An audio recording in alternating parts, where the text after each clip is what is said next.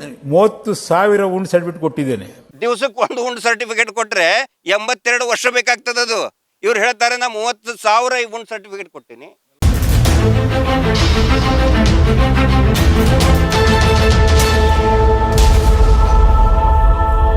ಇಲ್ಲಿ ಇವತ್ತು ನಾವು SIT ಕಚೇರಿಗೆ ಭೇಟಿ ನೀಡಿ ಮತ್ತೆ ಕುಸುಮಾವತಿ ಅಕ್ಕವರು ಕೂಡ ಬಂದಿದ್ರು. ಇಲ್ಲಿ ನಿರಂತರವಾಗಿ 4-5 ದಶಕಗಳಿಂದ ಅನೇಕ ಸಾವು ಕೊಲೆಗಳು ನಡೀತಾನೆ ಬಂದು, ಆದರೆ ಯಾರು ಕೊಲೆ ಮಾಡಿದ್ದು, ಯಾರು ಆರೋಪಿಗಳು, ಅದನ್ನು ಪತ್ತೆ ಹಚ್ಚೋದಕ್ಕೆ ಈ ನಮ್ಮ ರಾಜ್ಯದಲ್ಲಿರ್ತಕ್ಕಂತಹ ಮತ್ತು ಕೇಂದ್ರದಲ್ಲಿರುವಂತಹ ತನಿಖಾ ಸಂಸ್ಥೆಗಳು ವಿಫಲ ಆದವು. ನಾನು ಯಾಕೆ ಕೇಂದ್ರದ ಸಂಸ್ಥೆನೋ ಅಂತ ಹೇಳ್ತಾ ಇದ್ದೀನಿ ಅಂತ ಹೇಳಿದರೆ, ಆ ಸಂದರ್ಭದಲ್ಲಿ CBI ತನಿಖೆಗಳು ಕೂಡ ಆಗಿದ್ದು. ಆದರೆ ಅದಕ್ಕೊಂದು ತಾರ್ಕಿಕ ಅಂತ್ಯ ಬೇಕಲ್ಲ. ಹೀಗಾಗಿ ನಿರಂತರವಾಗಿ ಒಂದು 10-15 ದಿನಗಳಿಂದ ಈ ದೇಶದಲ್ಲಿರ್ತಕ್ಕಂತಹ ಅತ್ಯುನ್ನತ ಕಾನೂನು ತಜ್ಞರು, ಅದರಲ್ಲಿ ನಿವೃತ್ತ ನ್ಯಾಯಾಧೀಶರಿದ್ದಾರೆ, ನಿವೃತ್ತ ಪೊಲೀಸ್ ಅಧಿಕಾರಿಗಳು ಮತ್ತು ಕಾನ್ಸ್ಟಿಟ್ಯೂಷನಲ್ ಎಕ್ಸ್ಪರ್ಟ್ಸು ಎಲ್ಲರೂ ಕೂಡ ಸ್ಥಳೀಯರ ಜೊತೆಗೆ ಮಾತಾಡಿ ಮತ್ತು ಆ್ಯಕ್ಟಿವಿಸ್ಟ್ಗಳ ಜೊತೆಗೆ ಎಲ್ಲ ಮಾಹಿತಿಗಳನ್ನು, ದಾಖಲೆಗಳನ್ನು, ಅಪರಾಧ ನಡೆದಂತಹ ಎಲ್ಲ ದಾಖಲೆಗಳನ್ನು ಪಡೆದುಕೊಂಡು ಒಂದು ವರದಿಯನ್ನು ಸಿದ್ಧಪಡಿ ಒಂದು ಡಿಟೇಲ್ಡ್ ರಿಪೋರ್ಟನ್ನು ಮಾಡಿ ಒಂದು ದೂರನ್ನು ಇವತ್ತು ಕುಸುಮಾವತಿಯವರು ಮತ್ತು ವಿಕ್ಟಿಮ್ ಫ್ಯಾಮಿಲಿ ಏನೇನಿದ್ದಾರೆ, ಅದರಲ್ಲಿ ಪ್ರಮುಖವಾಗಿ ವೇದವಲ್ಲಿ ಕುಟುಂಬದ ಸದಸ್ಯರಿದ್ದಾರೆ, ಪದ್ಮಲತಾ ಕುಟುಂಬದ ಸದಸ್ಯರು ಮತ್ತು ಸ್ವತಃ ಸೌಜನ್ಯಳ ತಾಯಿ ಮತ್ತು ಆ್ಯಕ್ಟಿವಿಸ್ಟು ಮತ್ತು ಒಂದಿಷ್ಟು ಜನ ಯೂಟ್ಯೂಬರ್ಸು ಸೇರಿಕೊಂಡು ಈ ಒಂದು ದೂರನ್ನು ಕೊಟ್ಟಿದ್ದೀವಿ. ಈ ದೂರಿನ ಒಂದು ಸಾರಾಂಶ ಏನು ಅಂತ ಹೇಳಿದರೆ, ನೀವು ಪ್ರತ್ಯೇಕ FIRಗಳನ್ನು ಹಾಕಿ. ಇಲ್ಲಿವರೆಗೆ ಪ್ರತ್ಯೇಕ FIR ಹಾಕೇ ಇಲ್ಲ. ನಾವು ಬೆಳ್ತಂಗಡಿ ಪೊಲೀಸ್ ಸ್ಟೇಷನ್ಗೆ ಮಾಹಿತಿಗಳನ್ನು ಕೇಳಿದಾಗ ಒಂಥರ ಹೋಲ್ಸೇಲ್ ಥರ ಕೊಟ್ಬಿಡ್ತಾರೆ. ಪೂರ್ತಿಯಾಗಿ ಒಂದು 10, 20, 30 ಪೇಜ್ ಕೊಟ್ಬಿಡ್ತಾರೆ. 10 ವರ್ಷದಲ್ಲಿ ಇಷ್ಟಾದು, 5 ವರ್ಷದಲ್ಲಿ ಇಷ್ಟಾದು. ಬಟ್ FIR ಎಲ್ಲಿ? ಅದರದ್ದು ರಿಪೋರ್ಟ್ ಎಲ್ಲಿ? FIR ನೀವು 302 ಕೇಸ್ ರಿಜಿಸ್ಟರ್ ಮಾಡಿದ್ದೀರಾ, ಬಟ್ ಅದರದ್ದು ಆರೋಪಿ ಯಾರಂತ ಯಾರಿಗೂ ಗೊತ್ತೇ ಆಗಿಲ್ಲ. ಇದು ನಾನು ಹೇಳ್ತಾ ಇರೋದು ಬರೀ ವೇದವಲ್ಲಿ ಹೈ ಪ್ರೊಫೈಲ್ ಕೇಸ್ ಇದು ಅಷ್ಟೇ ಅಲ್ಲ. 302, 201 ಮಾಡಿದ್ದಾರೆ, ಬಟ್ ಅದರದ್ದು ನೆಕ್ಸ್ಟ್ ಏನಾಯಿತು ಅಂತ. ಆನಂತರ FIR ಮಾಡದೇ ಇರುವಂಥ ಅನೇಕ ಸಂಶಯಾಸ್ಪದ ಸಾವುಗಳಿದೆ.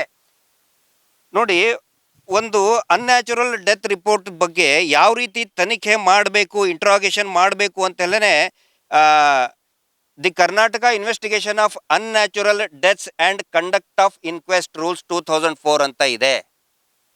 ಇಲ್ಲಿ ಯಾವ ದಿನ ಡೆಡ್ ಬಾಡಿ ಸಿಗುತ್ತೋ ಅದೇ ದಿನಾನೇ ಅದನ್ನು ದಫನ್ ಮಾಡಿಬಿಡ್ತಾರೆ, which is absolutely against the rules. ಕಾನೂನಿನ ಸಂಪೂರ್ಣ ವಿರೋಧಿನೇ ಇದೆ ಅದು. ಈಗ 2010ರಲ್ಲಿ ನಾವು ನೋಡಿದ್ದೀವಿ, ತೋರಿಸಿದ್ದೀನಿ ಲಾಸ್ಟ್ ಟೈಮ್ ಬಂದಾಗೂ ಕೂಡ. ಪಂಚಾಯತಿ ಕೊಟ್ಟಂಥ ದಾಖಲೆ ಇಟ್ಕೊಂಡು ನಾವು ಮಾಡ್ತಾ ಇರ್ತೀವಿ. ಯಾರೋ ಒಬ್ರು ಹೇಳಿಬಿಟ್ರು ಅದ್ರ ಮೇಲಲ್ಲ, ಪಂಚಾಯತಿ ಅವರು ಕೊಟ್ಟಂಥ ದಾಖಲೆ, ಆನಂತರ ಪೊಲೀಸ್ ಠಾಣೆ ಕೊಟ್ಟಂತಹ ದಾಖಲೆ, ಅದರ ಆಧಾರದ ಮೇಲೆ ಈ ಒಂದು ದೂರನ್ನು ಕೊಟ್ಟಿದ್ದೀವಿ ನಾವು. It is not only a petition, ಇದು ಒಂದು ದೂರು ಕೊಟ್ಟಿದ್ದೀವಿ ನಾವು. ಪ್ರತ್ಯೇಕ FIRಗಳನ್ನು ಮಾಡಿ ಆನಂತರ ಯಾರು ಅದರ ಹಿಂದೆ ಇದ್ದಾರೆ ಅದು ಬೇಕಲ್ಲ, ಅದು ಒಂದು ತನಿಖೆ ಆಗಬೇಕು. ಅದು SIT ವ್ಯಾಪ್ತಿಯಲ್ಲೇ ಬರುವಂಥದ್ದು. ನಾವು ಹೇಳ್ತಾ ಇರೋದು ಯಾವುದು ಕೂಡ SIT ರೂಲ್ಸ್ ಆ್ಯಂಡ್ ರೆಗ್ಯುಲೇಷನ್ಸ್ ದಾಟಿ ಇಲ್ಲ ಯಾವುದು ಕೂಡ. SIT ಒಳಗಡೆ ಪರಿಮಿತಿಯಲ್ಲಿ ಅದು ಯಾವ ರೀತಿ ಬರ್ತದೆ ಅನ್ನೋದು ಕೂಡ ಇದರಲ್ಲಿ ನಾವು ದೂರುದಾರರು ಎಕ್ಸ್ಪ್ಲೇನ್ ಮಾಡಿದ್ದಾರೆ. ಅದರ ಒಂದು ಸಾಫ್ಟ್ ಕಾಪಿನೂ ಕೂಡ ತಮ್ಮೆಲ್ಲರಿಗೂ ಕೂಡ ಮಾಧ್ಯಮ ಮಿತ್ರರಿಗೆ ನಾವು ಕೊಡ್ತೀವಿ. ಹೀಗಾಗಿ ಈ ಒಂದು ಪ್ರಕ್ರಿಯೆ ಅತ್ಯಂತ ಪ್ರಮುಖವಾದಂಥದ್ದು. ಆನಂತರ ಇದನ್ನು ಈ ದೇಶದ ಎಲ್ಲ ಏನು ಸುಪ್ರೀಂ ಕೋರ್ಟ್ ಇದೆ, ಕರ್ನಾಟಕದ ಹೈಕೋರ್ಟ್ ಇದೆ, ಮಾನ್ಯ ಪ್ರಧಾನಮಂತ್ರಿಗಳಿಗೆ, ಮಾನ್ಯ ರಾಷ್ಟ್ರೀಯ ಅಧ್ಯಕ್ಷರುಗಳಿಗೆ, ಹೋಮ್ ಮಿನಿಸ್ಟ್ರಿಗೆ, ರಾಷ್ಟ್ರಪತಿಗಳಿಗೆ ಎಲ್ಲರಿಗೂ ಕೂಡ ಈ ದೂರನ್ನು ನಾವು ಇವತ್ತು ರವಾನಿಸ್ತಾ ಇದ್ದೀವಿ. ಎಲ್ಲ ರಾಜ್ಯದ ಹೈಕೋರ್ಟ್, ಕರ್ನಾಟಕದ ಹೈಕೋರ್ಟು, ಸುಪ್ರೀಂ ಕೋರ್ಟ್ ಎಲ್ಲರಿಗೂ ಕೂಡ ಇದನ್ನು ನಾವು ಕೊಡ್ತಾ ಇದ್ದೀವಿ. ಯಾಕಂತ ಹೇಳಿದರೆ ಒಂದು ತಾರ್ಕಿಕ ಅಂತ್ಯ ಬೇಕು ಸರ್ ಇದಕ್ಕೆ. ಬರೀ ಇದು ಏನಾಗ್ತಾ ಇದೆ, ಆ ಒಂದು ಸುದ್ದಿಗಳ ಮೇಲೇನೋ ಹಿಂಗೇನೋ ಆಯ್ತಂತೆ ಹಂಗಂತೆ ಅಂತ್ಯಕ್ಕಂತೆ ಅಲ್ಲ, ನೊಂದಂಥವರಿಗೆ ನ್ಯಾಯ ಬೇಕು ಇಷ್ಟೇ. ಇದಕ್ಕೊಂದು ತಾರ್ಕಿಕ ಅಂತ್ಯ ಬೇಕಲ್ಲ. ಎಲ್ಲಿಗೆ ಮುಗೀತದೆ? ಮುಗಿಬೇಕಲ್ಲ. ಇದು ಇಷ್ಟೊಂದು ಕೊಲೆಗಳಾದವು ಅಂತ ನಾವು ಹೇಳ್ತೀವಿ, ಬಟ್ ಅದನ್ನು ಸರಿಯಾಗಿ ತನಿಖೆ ಆಗಬೇಕಲ್ಲ. ನಾವು ಹೇಳ್ತಾ ಇರೋದು ಏನಾದರೂ ಸುಳ್ಳು ಆರೋಪ ಇದೆ, ಎಸ್ ಲೆಟ್ ಇಟ್. ನಾವು ಕೂಡ ಎನ್ಕ್ವೈರಿ ಫೇಸ್ ಮಾಡಿದ್ದೀವಿ, ಇನ್ನು ಮುಂದೆ ಕೂಡ ನಾವು ಫೇಸ್ ಮಾಡ್ತೀವಿ ಅಂತ ಹೇಳಿ ಬಂದಿದ್ದೀವಿ. ಇದಕ್ಕೊಂದು ತಾರ್ಕಿಕ ಅಂತ್ಯ ಬೇಕು. ಅದರ ಸಲುವಾಗಿ ನಾವೆಲ್ಲರೂ ಬಂದು ಒಂದು ದೂರನ್ನು ಕೊಟ್ಟಿದ್ದೀವಿ. ಮತ್ತು SIT ಅಧಿಕಾರಿಗಳ ಕಡೆಯಿಂದಲೂ ಕೂಡ ಒಳ್ಳೆಯ ಪ್ರತಿಕ್ರಿಯೆ ಬಂದಿದೆ. ತುಂಬ ಚೆನ್ನಾಗಿ ಪೊಲೈಟಾಗಿ ಮಾತಾಡಿದ್ದಾರೆ, ಸೂಕ್ತವಾಗಿ ಸ್ಪಂದನೆಯನ್ನು ಕೊಟ್ಟಿದ್ದಾರೆ. ನಮ್ಮ ಕಡೆಯಿಂದ ನಾವು ಎಷ್ಟು ಅಪರಾಧಿಗಳಿಗೆ ಶಿಕ್ಷೆ ಕೊಡಿಸುವಂಥ ಏನೇನು ಪ್ರಯತ್ನ ಬೇಕೋ ಅದೆಲ್ಲವನ್ನು ಕೂಡ ಮಾಡ್ತೀವಿ ಅನ್ನುವಂಥ ಭರವಸೆಯನ್ನು ಕೊಟ್ಟಿದ್ದಾರೆ. ತಾವು ನೋಡಿರ್ಬೋದು, ಮೊನ್ನೆ 9ನೇ ತಾರೀಕಿಗೆ ಏನು ಸೌಜನ್ಯಾಳ 13 ದಿನ ಆಯಿತು ಪ್ರಕರಣ ನಡೆದು, ಆ ಸಂದರ್ಭದಲ್ಲಿ 9 ಮತ್ತು 10ನೇ ತಾರೀಕಿಗೆ ಇಡೀ ರಾಜ್ಯಾದ್ಯಂತ 13 ವರ್ಷ ಆಯಿತು. ಇಡೀ ರಾಜ್ಯಾದ್ಯಂತ ಒಟ್ಟು 83 ಕಡೆ ಸಭೆಗಳಾಗಿದೆ, ಪ್ರತಿಭಟನೆಗಳಾಗಿದೆ, ಪ್ರಾರ್ಥನೆ ಆಗಿದೆ. ಇದು ಸೌಜನ್ಯ ಹೋರಾಟದ ಇತಿಹಾಸದಲ್ಲೇ ಒಂದು ಪ್ರಥಮ ಬಾರಿಗೆ. ಅಥವಾ ಯಾವುದೇ ಒಂದು ಪ್ರಕರಣ ತಗೊಳ್ಳಿ ನೀವು, ಒಂದೇ ದಿನ 83 ಕಡೆ ಆಗಿದೆ ಅಂತ ಹೇಳಿದ್ರೆ ಇದು ಜನರ ಆಕ್ರೋಶ ಮಿತಿ ಮೀರ್ತಾ ಇದೆ. ಒಂದೇ ದಿನ 83 ಕಡೆ ಹೋರಾಟಗಳಾಗಿದೆ. ಆನಂತರ ಇದಕ್ಕೆ ಕಾರಣಕರ್ತರಾದಂಥ ನಮ್ಮ ಧರ್ಮಸ್ಥಳ ದೌರ್ಜನ್ಯ ವೇದಿಕೆಯಿಂದ ಮತ್ತು ರಾಷ್ಟ್ರೀಯ ಹಿಂದೂ ಜಾಗರಣ ವೇದಿಕೆ, ಮಹೇಶ್ ಶೆಟ್ಟಿ ತಿಮರೋಡಿ ಅವರ ವೇದಿಕೆ ಎಲ್ಲರ ಸಹಯೋಗದೊಂದಿಗೆ ಈ ನಾಡಿನ ಅನೇಕ ಚಿಂತಕರು, ರೈತ ಪರ ಸಂಘಟನೆಗಳಿರ್ಬೋದು, ದಲಿತ ಸಂಘಟನೆಗಳಿರ್ಬೋದು, ಕನ್ನಡ ಪರ ಸಂಘಟನೆಗಳಿರ್ಬೋದು, ಎಲ್ಲರೂ ಸೇರಿ ಇದನ್ನು ಮಾಡಿದ್ದಾರೆ. ಇದನ್ನು ಒಂದು ನ್ಯಾಯ ಸಪ್ತಾಹ ಅಂತಲೂ ಕೂಡ ನಾವು ವಿಸ್ತರಣೆ ಮಾಡಿದ್ದೀವಿ. ಒಂದು ವಾರದವರೆಗೆ ಸುಮಾರು ಕಡೆ ನಮಗೆ ಬರ್ತಾ ಇದೆ, ನಾವು ಮಾಡ್ತೀವಿ ಅಂತೇಳಿ ಒಂದು ವಾರದವರೆಗೆ ವಿಸ್ತರಣೆ ಮಾಡಿದ್ದೀವಿ.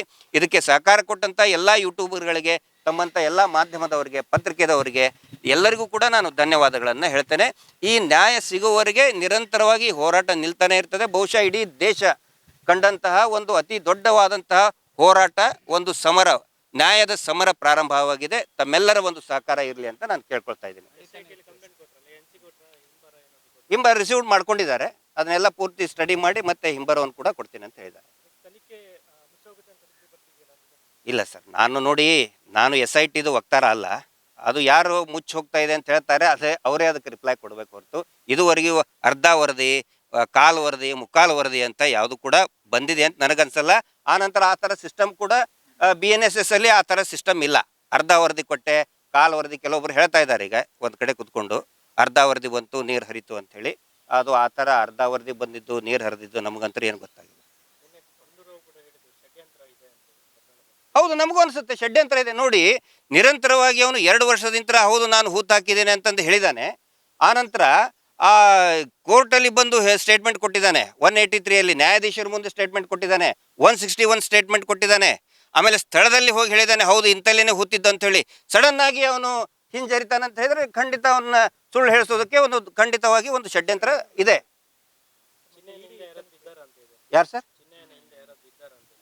ಹೌದು, ಖಂಡಿತ ಇದ್ದಾರೆ ಸರ್. ಈಗ ತನಿಖೆ ಮಾಡ್ಬೇಕೀಗ. ಅವನ ಹಿಂದೆ ಯಾರೋ ಅವನಿಗೆ ಸುಳ್ಳು ಹೇಳ್ಸಕ್ಕೆ ಪ್ರೇರೇಪಣೆ ಕೊಟ್ಟರು, ಯಾರು ಅವನಿಗೆ ಇದನ್ನು ಮಾಡಿದ್ರು. ಯಾಕಂದ್ರೆ ಅವ್ನು ಏನು ಹೇಳಿದಾರಂತ ಅಧಿಕೃತವಾಗಿ ನಮಗೆ ಗೊತ್ತಾಗಿಲ್ಲ ಸರ್. ಬಹುಶಃ ತಮಗೂ ಕೂಡ ಗೊತ್ತಾಗಿರಲ್ಲ. ನಮಗೂ ಹಂಗೆ ಅನಿಸಿದೆ, ಗೆಸ್ ಮಾಡಿ. ಬಟ್ ಯಾರೋ ಅವನಿಗೆ ಆ ಥರ ಮಾಡ್ಸಕ್ಕೆ ಹೇಳಿದಾರಲ್ಲ, ಅವ್ರ ಮೇಲೇನು ಕೂಡ ಅವ್ನ ಹಿಂದೆ ಯಾರಿದ್ದಾರೆ ಅದನ್ನು ಪತ್ತೆ ಹಚ್ಚಬೇಕಾಗತ್ತೆ. ಮಾಡಲಿ ಸರ್, ಇಡೀ ತನಿಖೆ ಆಗಬೇಕು. ಇಡಿ ಅಂದರೆ ಏನು, ಎನ್ಫೋರ್ಸ್ಮೆಂಟ್ ಡೈರೆಕ್ಟರೇಟ್ ಅಲ್ವಾ? ಇಲ್ಲೇನು ಫಾರಿನ್ ಫಂಡದ ಬಗ್ಗೆ ಅದರದ್ದೆಲ್ಲ ತನಿಖೆ ಈಗ ಒಂದು ಸರಿ ಆಗಿದೆ. ಇವರೆಲ್ಲ ರಿಪೋರ್ಟ್ ತೊಗೊಂಡಿದ್ದಾರೆ. ಇನ್ನೂ ಒಂದು ಇಡಿ ತನಿಖೆ ಆಗಲಿ, NIA ಆಗಲಿ, ಆನಂತರ FBI ತನಿಖೆನೂ ಕೂಡ ಆಗಲಿ, ಆಮೇಲೆ ಇಂಟರ್ಪೋಲ್ ಸ್ಕಾಟ್ಲೆಂಡ್ ತನಿಖೆನೂ ಕೂಡ ಆಗಲಿ, ನಾವು ಬಯಸ್ತೀವಿ ಆಗಲಿ ಅಂತ. ಹಾಂ, ಹೌದು ಸರ್. ಅಲ್ಲ, ಅವ್ರು ಹಿಂಬರ ಕೊಟ್ಟಿದ್ದಾರೆ, ತನಿಖೆ ನಾವು ಮಾಡ್ತೀವಿ ಅಂತ ಹೇಳಿದ್ದಾರೆ. ಬಟ್ ಆನೆ ಮಾವುತ ಅಂತ ಹೇಳಿದರೆ ಆಲ್ರೆಡಿ ನಾವು ಹೈಕೋರ್ಟಿಗೆ ಅವರು ಹಾಕ್ಕೊಂಡಿದ್ರು. ಸೊ ಅದು ಹೈಕೋರ್ಟದ್ದು ನಿರ್ಣಯ ನೋಡ್ಕೊಂಡು ಇದನ್ನು ಮಾಡ್ತೀವಿ ಅಂತ ಹೇಳಿದ್ದಾರೆ. ಕಾನೂನು ಇದನ್ನ ಅದು ಮಾಡ್ತಾ ಇದ್ದಾರೆ. ಅದನ್ನು ಅಲ್ಲ, SITಗೆ ರೆಫರ್ ಆಗಬೇಕು, ಅದು ರೆಫರ್ ಆಗಬೇಕು. ಇನ್ನೂ ಕೂಡ ಅದು ಆ ಸ್ಟೇಜಲ್ಲಿದೆ. ರೆಫರ್ ಮಾಡಿಸ್ಬೇಕು ಅಂತ ಕೂಡ ಆಗಿದೆ. SITಗೆ ರೆಫರ್ ಆಗಿದ್ರೆ ಖಂಡಿತ ತನಿಖೆ ಮಾಡ್ತಾರೆ.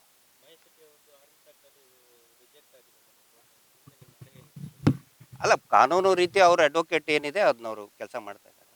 ಆರ್ಮ್ಸ್ ಆ್ಯಕ್ಟ್ ಅಂತ ಹೇಳಿದ್ರೆ ಒಂದು ಕತ್ತಿ ಆ್ಯಕ್ಟ್, ಅದು ಕತ್ತಿ ತಗೊಂಡಿದ್ದಕ್ಕೆ ಅದಕ್ಕೊಂದು ಮಾಡಿದ್ದಾರೆ. ಆ್ಯಸ್ ಇಫ್ ಏನೋ ಅದು ಮಂಗನ್ ಹೊಡೆಯೋದಕ್ಕೆ ಅದು ಗೋಡೌನಲ್ಲಿದ್ದು ಒಂದು 5-6 ವರ್ಷ ಆಯಿತು. ಅದನ್ನು AK-47 ಥರ ರೂಪಿಸ್ತಾ ಇದ್ದಾರೆ. ಇದನ್ನ AK-47 ಸ್ಟೇನ್ ಗನ್ ಸಿಕ್ತು ಅಂಥೇಳಿ. ನಾಳೆ ನಾವು ಮನೆಯೊಳಗೆ ಸೌದಿಗೆ ಹೆಚ್ಚು ಚಾಕು ಇಟ್ಟರು ಕೂಡ ಆರ್ಮ್ಸ್ ಆ್ಯಕ್ಟ್ ಒಳಗೆ ಮಾಡ್ತಾರೆ ಬೆಳ್ತಂಗಡಿ ಪೊಲೀಸರಿಗೆ. ಯಾಕಂದರೆ ಅದು ಸೆಕ್ಯೂರಿಟಿ ಆಫೀಸ್ ಆದಂಗೆ ಆಗಿದೆ. ಮೊನ್ನೆ ನೋಡಿ, ನಾನು ಇದ್ದಿದ್ದು ಹೇಳ್ತಾ ಇದ್ದೀನಿ, ಸುಮ್ಮನೆ ಯಾವುದೋ ಪಾಲಿಶ್ಡ್ ಸ್ಟೇಟ್ಮೆಂಟ್ ಅಲ್ಲ, ನಿಮ್ಮ ಮುಂದೆ ಮಾತಾಡ್ತಾ ಇದ್ದೀನಿ. ಅವ್ರು ಪಕ್ಕದಲ್ಲಿ ಬಂದರು NHRC ಅವರು. ನೋಡಿ, NHRC ಅವರು ಅಲ್ಲಿ ಒಳಗಡೆ ಅಧಿಕಾರಿಗಳ ಜೊತೆಗೆ ಮಾತಾಡ್ತಾ ಇದ್ದೀನಿ ಅಂತೇಳಿ. ಅದಕ್ಕೆ NHRC ಅಧಿಕಾರಿ, ನಾನು ನಿಮಗೆ ಕೇಳ್ತಾ ಇದ್ದೀನಿ ಇದನ್ನು, ಅಂದರೆ ನಿಮ್ಮ ಮುಖಾಂತರ ಜನರಿಗೆ ಅಧಿಕಾರಿ ಅಂದಿದ್ದಕ್ಕೇ ಒಂದು ಏನೋ FIR ಮಾಡಿದ್ದಾರೆ ನನಗೆ. NHRC ಖಂಡಿತ ಬಂದಿದ್ರು, ಹೌದು ನಿಜ. ಆದರೆ ಇವರು ಈ ಧರ್ಮಸ್ಥಳ ಸಂಘದಿಂದ ಎಲ್ಲ ಕಡೆನೂ ಕೂಡ ಯೋಜನಾಧಿಕಾರಿ ಅಂತ ಹೇಳ್ತಾರೆ. ಯೋಜನಾಧಿಕಾರಿ ಅಂತ ಹೇಳಿದ್ರೆ ಬ್ಯಾಂಕ್ ಡೆವಲಪ್ಮೆಂಟ್ ಆಫೀಸರ್ ಇರ್ತಾರೆ ಅಥವಾ ಗೌರ್ಮೆಂಟ್ ಆಫೀಸರ್ ಇರ್ತಾರೆ. ಎಲ್ಲ ಕಡೆನೂ ಯೋಜನಾಧಿಕಾರಿ. ಹಂಗಿದ್ರೆ ಅವ್ರ ಮೇಲೆ FIR ಆಗಬೇಕಲ್ವಾ? ನಾವು ಆ NHRC ಬಂದವ್ರಿಗೆ ಅಧಿಕಾರಿ ಅಂದಿದ್ದಕ್ಕೆ FIR ಮಾಡಿದ್ರು. ಮತ್ತು ಮಹೇಶ್ ಶೆಟ್ಟರ್ನು ಸೇರಿಸ್ಕೊಂಡಿದ್ದಾರೆ. ಆ ಹೊತ್ತಿನಲ್ಲಿ ಮಹೇಶ್ ಶೆಟ್ಟರು ಜುಡಿಷಿಯಲ್ ಕಸ್ಟಡಿಯಲ್ಲಿದ್ದರು. ಮಹೇಶ್ ಶೆಟ್ಟರ್ನು ಕೂಡ ಅದರಲ್ಲಿ ಅಕ್ಯೂಸ್ಡ್ ಮಾಡಿ ಹಾಕಿದ್ದಾರೆ. ಅಂದರೆ ಬೆಳ್ತಂಗಡಿ ಪೊಲೀಸರು ಇವರೆಲ್ಲ ಏನಂತ ಹೇಳಿದ್ರೆ ಸೆಕ್ಯೂರಿಟಿ ಆಫೀಸ್ದಾಗ ಮಾಡ್ದಂಗೆ ಕೆಲಸ ಮಾಡ್ತಾ ಇದ್ದಾರೆ. ಕಂಟಿನ್ಯೂಸ್ ಆಗಿ ಕೇಸ್ ಹಾಕ್ತಾನೆ ಇದ್ದಾರೆ, ಹೋಗ್ತಾ ಇದ್ದಾರೆ. ಅದೇ ನಾನು ಹೇಳಿದ್ನಲ್ಲ, ಹೈಕೋರ್ಟಿಗೆ ಕೂಡ ಅದು ಹೋಗ್ತಾ ಇದ್ದಾರೆ. ಅದೇನು ಕಾನೂನು ಪ್ರಕ್ರಿಯೆ ಅದನ್ನು ಮಾಡ್ತಾ ಇದ್ದಾರೆ. ಸಂಪೂರ್ಣ ಸಹಕಾರವನ್ನು ಕೂಡ ಅವ್ರು ಕೊಡ್ತಾ ಇದ್ದಾರೆ. ಹೌದು, ಅದೇ ಈಗ ನೋಡಿ, ಹೈಕೋರ್ಟ್ನಲ್ಲಿ ಗಡೀಪಾರಿಗೆ ಇಡೀ ಈ ರಾಜ್ಯದ AG ಅವರೇ ಬಂದು ನಿಂತ್ಕೋತಾರಲ್ಲಿ. ಯಾವ ಕೇಸಲ್ಲಿಯೂ ಬಂದಿಲ್ಲ ಅವರು. ಸ್ವತಃ AG ಅವರು ಬಂದು ವಾದ ಮಾಡಕ್ಕೆ ಬರ್ತಾರೆ ಅದನ್ನು ಕ್ಯಾನ್ಸಲ್ ಆಗಬೇಕು ಅಂತೇಳಿ. ಸೊ ಇದ್ರ ಹಿಂದೆ ಏನು ಷಡ್ಯಂತ್ರ ನಡೀತಾ ಇದೆ, ಹೋರಾಟಗಾರರನ್ನು ಹತ್ತಿಕ್ಕುವಂತಹ ಕೆಲಸ ಬಹಳ ವ್ಯವಸ್ಥಿತವಾಗಿ ನಡೆದಿದೆ. ನಿರಂತರವಾಗಿ ಕೇಸ್ ಆಗ್ತಾ ಇದ್ದಾರೆ. ಇಲ್ಲಿ ನಾವು ಕೇಳಿರೋದೇನು, ಈಗ ಯಾರು ಖ್ಯಾತ ಏನು ಪೋಸ್ಟ್ ಮಾರ್ಟಮ್ ತಜ್ಞರು, ಬಹುಶಃ ತಮಗೂ ಗೊತ್ತಿರ್ಬೋದು, ನನ್ನಿಂದ ಜೀವ ಬೆದರಿಕೆ ಇದೆ ಅಂತೆ, ಗಿರೀಶ್ ಮಟ್ಟಣ್ಣವರಿಂತ ನನಗೆ ಮರ್ಡರ್ ಮಾಡ್ಬೋದು ಅಂತೇಳಿ ಮಹಾಬಲ ಶೆಟ್ಟರು ಹೇಳ್ತಾ ಇದ್ದಾರೆ. ಅಲ್ಲ ರೀ, ನಾನು ಕೇಳಿದ್ದು ಖಾಸಗಿ ಆಸ್ಪತ್ರೆಗೆ ಈ ಹೆಣಗಳನ್ನು ಫ್ರೀಸರ್ನಲ್ಲಿಟ್ಟಿದ್ದು ಬಿಲ್ ಯಾರು ಕೊಟ್ಟಿದ್ದು ಅಂತ ಕೇಳಿದರೆ ಭಯ ಹುಡ್ತಾ ಇದೆ ಅಂತ, ಅವ್ರಿಗೆ ಜೀವ ಭಯ ಅಂತೆ. ಮಟ್ಟಣ್ಣವರು ಮರ್ಡರ್ ಮಾಡ್ತಾರಂತೆ ಅನ್ನೋ ಭಯ ಇದೆ ಅಂತೆ. ಹೀಗಾಗಿ ಅವರು ದಕ್ಷಿಣ ಕನ್ನಡ ಜಿಲ್ಲಾ SP ಅವರಿಗೆ ಸೆಕ್ಯೂರಿಟಿ ಕೇಳಿದ್ದಾರೆ. ಅವರು ಅದಕ್ಕೆ ನಾನು ವಿನಂತಿ ಮಾಡ್ಕೊಳ್ತಾ ಇದ್ದೇನೆ, ಯಾರಿಗೆ ಖ್ಯಾತ ಮಹಾಬಲ ಶೆಟ್ಟರು ಅವ್ರ ಪರವಾಗಿ ಒಂದು ವಿನಂತಿ ಮಾಡ್ಕೊಳ್ತಾ ಇದ್ದೀನಿ, ದಯವಿಟ್ಟು ಅವರಿಗೆ ಫುಲ್ ಸೆಕ್ಯೂರಿಟಿ ಕೊಡ್ರಿ. ಅವರಿಗೆ ಹಿಂದೆ ಮುಂದೆ ಎಡಕ್ಕೆ ಬಲಕ್ಕೆ ಮೇಲೆ ಕೆಳಗೆ ಚಿನ್ನೈ ಕೊಟ್ಟರೆ ನನಗೆ ಯಾಕೆ ಕೊಟ್ಟಿಲ್ಲ ಅಂತ ಕೇಳ್ತಾ ಇದ್ದಾರೆ. ಅವ್ರಿಗೆ special A to Z commando ಕೊಟ್ಟು ಆಮೇಲೆ ಚಿನ್ನೈ ಕೊಟ್ಟಿದ್ದಕ್ಕೆ ಇವ್ರಿಗೂ ಕೊಡ್ಬೇಕಂತೆ. ಚಿನ್ನೈಗೊಂದು ಮಾಸ್ಕ್ ಹಾಕಿದಾರಲ್ಲ, ಇವ್ರಿಗೊಂದು ಸ್ಪೆಷಲ್ ಮಾಸ್ಕ್ ಹಾಕಲಿ, ಯಾವುದದು ಮೈಸೂರು ಸಿಲ್ಕ್ ಹಾಕಿ ಒಂದು ಸ್ಪೆಷಲ್ ಹಾಕಲಿ. ಅಲ್ಲ ಸರ್, ಇಟ್ಸ್ ಕಾಮನ್ ಸೆನ್ಸ್. ನಾನೇನು ಕೇಳಿದ್ದೀನಿ, 7 ಕಿಲೋಮೀಟ್ರಿಗೆ ಧರ್ಮಸ್ಥಳದ 7 ಕಿಲೋಮೀಟ್ರಿಗೆ ಬೆಳ್ತಂಗಡಿ ಹಾಸ್ಪಿಟಲ್ ಅಲ್ಲಿದೆ. ಅಲ್ಲಿ ಯಾಕೆ ಪೋಸ್ಟ್ ಮಾರ್ಟಮ್ ಮಾಡಲಿಲ್ಲ? ಅದನ್ನು ಬಿಟ್ಟು 76 ಕಿಲೋಮೀಟರ್ ದೂರದಲ್ಲಿರುವಂಥ ಖಾಸಗಿ ಮೆಡಿಕಲ್ ಹಾಸ್ಪಿಟಲ್ಗೆ ಯಾಕೆ ನೀವು ಪೋಸ್ಟ್ ಮಾರ್ಟಮ್ ಕಳಿಸಿದ್ರೆ ಅಂದರೆ ಜೀವ ಬೆದರಿಕೆ ಇದೆ ಅಂತ ಹೇಳ್ತಾ ಇದ್ದಾರೆ. ಅವರೊಬ್ಬರು ತಜ್ಞರಾಗಿ ವಿಶ್ಲೇಷಣೆ ಮಾಡಬೇಕಾಗಿತ್ತು.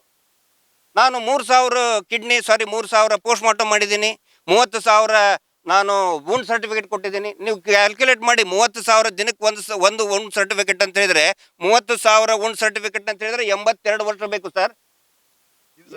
ದಿವಸಕ್ಕೆ ಒಂದು ವುಂಡ್ ಸರ್ಟಿಫಿಕೇಟ್ ಕೊಟ್ಟರೆ 82 ವರ್ಷ ಬೇಕಾಗ್ತದೆ. ಅದು ಇವ್ರು ಹೇಳ್ತಾರೆ ನಾ 30,000 ವುಂಡ್ ಸರ್ಟಿಫಿಕೇಟ್ ಕೊಟ್ಟಿನಿ, 3,000 ನಾನು ಇದನ್ನ ಮಾಡಿದ್ದೀನಿ. ಮಾಡಲಿ ಸರ್, ಬಟ್ ಏನು ಆಮೇಲೆ ನಾನು ಪ್ರಮಾಣ ಮಾಡ್ತೀನಿ ದೇವ್ರ ಮುಂದೆ ಸಂತೋಷ್ ರಾವ್ನೇ ಮಾಡಿದಾನೆ ಅಂತೇಳಿ. ಅಲ್ಲ ಸರ್, ಇವರು is an expert, based on his research ಮೇಲೆ ಅವರು ಹೇಳಿಕೆ ಕೊಡಬೇಕು ಹೊರತು ನಾನು ಪ್ರಮಾಣ ಮಾಡ್ತೀನಿ ಸಂತೋಷ್ ರಾವ್ನೇ ಮಾಡಿದ್ದು ಅಂದರೆ ಇದರ ಅರ್ಥ ಅವರು ಸಂಪೂರ್ಣವಾಗಿ ಟೋಟಲಿ ಹೀಸ್ ಅ ಬಯಾಸ್ಡ್. ಆ ಥರ ಒಬ್ಬರು ವೈದ್ಯರ ಮರ್ಯಾದೆ ಕಳೆಯುವಂಥ ಕೆಲಸಗಳನ್ನು ಅವರು ಮಾಡಬಾರ್ದು. ಅವ್ರಿಗೆ ಏನು ಸೆಕ್ಯೂರಿಟಿ ಬೇಕೋ ಅದು ಸೆಕ್ಯೂರಿಟಿ ಕೊಡಲಿ ಅಂತ ನಾನು ಕೂಡ ಹೇಳಿದ್ದೀನಿ. ಮಹಾಬಲ ಶೆಟ್ಟರಿಗೆ ಒಂದು ಬ್ಲ್ಯಾಕ್ ಕ್ಯಾಟ್ ಕಮಾಂಡೋದು A to Z ಸೆಕ್ಯೂರಿಟಿ ಕೊಡಿ ಅಂತ ಕೇಳಿದ್ದೀನಿ. ಇವತ್ತೇ ಮಾತಾಡ್ಸ್ಕೊಂಡು ಬಂದಿದ್ದೀನಿ ನಾನು.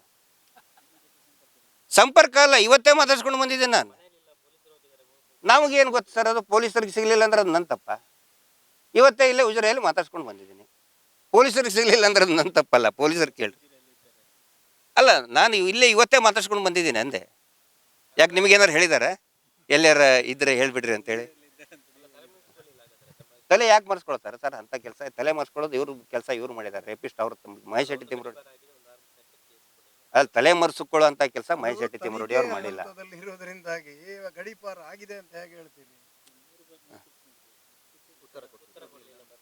ಕೊಟ್ಟಿದ್ದಾರೆ ಸರ್, ಕೊಟ್ಟಿದ್ದಾರೆ. ಅದು ಅವ್ರಿಗೆ ಪೊಲೀಸರು ಕೇಳ್ಬೇಕು ನೀವು. ಆ್ಯಕ್ಚುಲಿ ಅದು ಕೇಸ್ ಮಾಡೋದು ಅದು ನೋಡಿ, ಗಡೀಪಾರು ವಿಶ್ಲೇಷಣೆ ಮಾಡಿ ಸರ್ ನೀವು. ಯಾವುದು ಆರ್ಮ್ಸ್ ಆ್ಯಕ್ಟು? ಅದೇ ಈಗ ಅದು ಆ್ಯಕ್ಚುಲಿ ಅದು ಕೇಸ್ ರಿಜಿಸ್ಟರ್ ಮಾಡುವಂಥದ್ದೇ ಅಲ್ಲದು. ಆ್ಯಕ್ಚುಲಿ ಮಾಡಬಾರ್ದಾಗಿತ್ತು. ಅದನ್ನು ಪ್ರಶ್ನೆ ಮಾಡಬೇಕಲ್ಲ. ಕೊಟ್ಟಿದ್ದಾರೆ ಸರ್, ಕೊಟ್ಟಿದ್ದಾರೆ ನ್ಯಾಯಾಲಯಕ್ಕೆ. ಯಾಕಂದರೆ ಅದನ್ನು ಅಡ್ವೊಕೇಟಿಗೆ ಸಂಬಂಧಪಟ್ಟಿದ್ದು, ನಾನು ಹೇಳಿದ್ದು ವ್ಯತಿರಿಕ್ತ ಆಗಬಾರ್ದು. ಸೊ ಅದು ಅವರ ಅಡ್ವೊಕೇಟ್ ಏನಿದೆ ಅವ್ರು ಅದನ್ನ ಸರಿಯಾಗಿ ಮಾಡ್ತಾ ಇದ್ದಾರೆ. ತಮ್ಮದು ಕೂಡ ಸಹಕಾರ ಇರಲಿ. Thank you.